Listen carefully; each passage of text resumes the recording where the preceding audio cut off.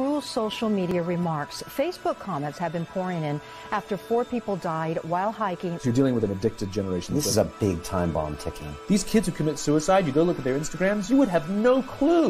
Mr. Zuckerberg, would you be comfortable sharing with us the name of the hotel you stayed in last night?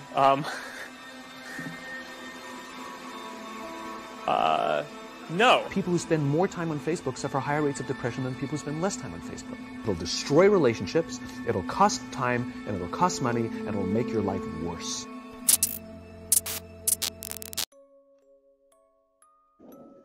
Algorithm, ये नाम तो आपने कहीं ना कहीं किसी ना किसी के मुंह से जरूर सुन रखा होगा, पर क्या आपको पता है ये वही सॉफ्टवेयर है जो आपको सुबह से लेकर के रात तक नचाता रहता है। और मजे की बात तो ये है कि ये आपको भी नहीं पता कि ये आपको नचाता है या मैनिपुलेट करता है। बट ये आपको मैनिपुलेट करता कैसे है, इसके बारे में हम लोग आगे वीडियो में बात करेंगे, लेकिन उससे पहले ये जानते हैं कि एल्गोरिदम होता क्या है। मैं आपको एक छोटी सी स्टोरी से बताऊंगा कि ये एल्गोरिदम काम कैसे करता है। अब एक मदारी था जिसके पास एक बहुत ही ट्रेंड बंदर था, और उस बंदर का काम था कि वो इन्फॉर्मेशंस की चोरी करता था। अब वो बड़े बड़े घरों में जाता, बड़े बड़े लोगों के घरों में जाता, और वहाँ से सिर्फ इन्फॉर्मेशन चुरा करके लाता था और अपने मालिक को दे देता था। अब क्या होता था, जितनी भी इंफॉर्मेशन वो चुरा करके लाता वो उसके मालिक के पास होती। अब उसका मालिक दिन पर दिन बढ़ता गया, बहुत अमीर बनता गया, उसके पास अच्छी खासी पावर और पैसा आती है। तो ये बंदर एल्गोरिदम है।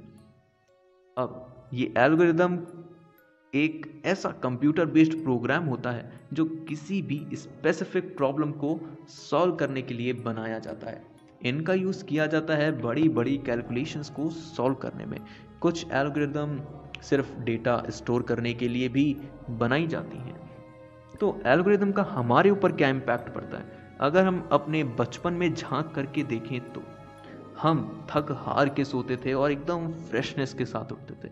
बट अब हमारी लाइफ से वो फ्रेशनेस गायब हो चुकी है। अब हम सोते भी थके हारे हैं और उठते भी थके हारे हैं, और इसका कहीं ना कहीं कारण छिपा हुआ है टेक्नोलॉजी में। मे बी हम लोग उसको गलत तरीके से यूज़ करते हैं। टेक्नोलॉजी हमें बहुत ही ज़्यादा बेनिफिट्स प्रोवाइड कर सकती है, बट अगर हम लोग ही ना उसको अच्छे से यूज़ कर पाएँ तो हम लोग उसके स्लेव बन जाएंगे, उसके गुलाम बन जाएंगे। तो सुबह नींद खुलते ही हम लोग की सबसे बड़ी जो गलती होती है वो होती है अपने मोबाइल को चेक करना, सोशल मीडिया पे जा कर के चेक इन करना। और जब सुबह सुबह इस तरह की एक्टिविटीज़ करेंगे तो ऑब्वियस सी बात है हम लोग का मूड अच्छा नहीं होगा। हम लोग की जो स्टार्टिंग मॉर्निंग फेस है वो ही गड़बड़ हो जाएगा, तो पूरा दिन इतना प्रोडक्टिव नहीं जा पाता है। नहीं होंगे तो हमें बहुत सारे नेगेटिव इमोशंस का सामना भी करना पड़ता है, जैसे स्ट्रेस हो गया, एंजाइटी हो गई और फ्रस्ट्रेशन। वापस आते हैं हम अपने एल्गोरिदम के टॉपिक पे। तो अब एल्गोरिदम जितनी डेटा हम लोग की कंज्यूम कर सकता है उतनी करेगा, और उस डेटा को वो प्रॉपरली स्टडी करेगा और उसके बिहाफ पे कुछ कंक्लूजन निकालेगा और हमें वही सारी चीज़ें दिखाएगा जो हम देखना चाहते हैं। फॉर एग्जांपल, मैं एक पर्टिकुलर टाइप के कंटेंट से इंगेज्ड हूँ, मुझे फॉर एग्जांपल मूवीज़ बहुत अच्छी लगती हैं, तो मैं मूवीज़ से रिलेटेड हर एक चीज़ को सर्च करता हूँ। अब एल्गोरिदम को ये पता चल गया है कि मैं मूवीज़ में बहुत इंटरेस्टेड हूँ, तो वो धीमे धीमे करके जितना भी कंटेंट उसके प्लेटफॉर्म पे होगा मूवीज़ से रिलेटेड, वो सारा एक के बाद पुश करेगा, और मैं धीमे धीमे करके अपना टाइम स्पैन बढ़ाता जाऊंगा, अपना टाइम स्पेंड करता जाऊंगा उस प्लेटफॉर्म पे ज़्यादा से ज़्यादा। अब इससे मुझे प्रॉब्लम होगी, मेरी प्रोडक्टिविटी कम हो जाएगी, और एक और चीज़ होगी, मेरा जो डेटा है वो ज़्यादा से ज़्यादा एल्गोरिदम को जब मिलेगा तो वो मेरे लिए बहुत ही अच्छे से डिसीजंस लेगा, और नाम होगा कि मैं डिसीजन ले रहा हूँ। यहाँ पे मैनिपुलेशन बहुत अच्छे से काम करती है और हमें पता भी नहीं होता कि हम मैनिपुलेट हो रहे हैं। एक बार एल्गोरिदम ये क्रैक कर लेता है, फिर वो आपको ऐसे ही कंटेंट प्रमोट करता है और आपके फीड्स में लगातार ऐसा कंटेंट दिखता रहता है, और आप ज़्यादा से ज़्यादा देर अपना किसी भी प्लेटफॉर्म पे स्पेंड करना शुरू कर देते हैं। तो अब अपनी उस बात पर मैं वापस आता हूँ कि कैसे ये एल्गोरिदम्स आपको कठपुतली बना करके नचाते रहते हैं।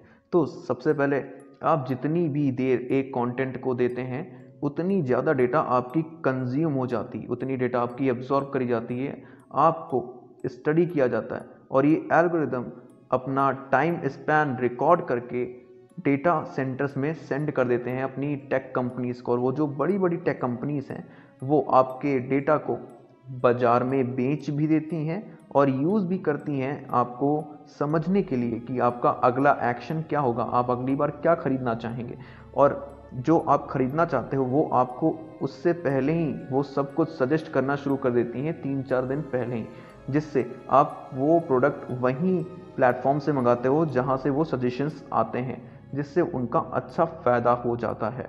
अब इससे जितनी भी आपकी परचेजिंग पावर है वो कंपनी पहले ही समझ जाती है, ताकि आपको वो आसानी से इन्फ्लुएंस करके अपने प्रोडक्ट और सर्विसेज को बेच सके।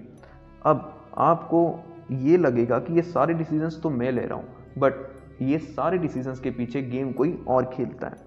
इसके अलावा आप जिस भी कंटेंट को ज़्यादा से ज़्यादा सर्च करते हो उसी कंटेंट से रिलेटेड एक पूरा का पूरा लूप बन जाता है और वो चेन अप करके फिर आपके होम पेज पर शो करने लगता है किसी भी प्लेटफॉर्म पे, और जिसके बाद कॉन्टिन्यूसली आप वही फीड में पाते हो जो आप देखना चाहते हो, जिससे आप अपना टाइम स्पैन इंक्रीज़ कर देते हो किसी भी प्लेटफॉर्म पे टाइम स्पेंड करने का।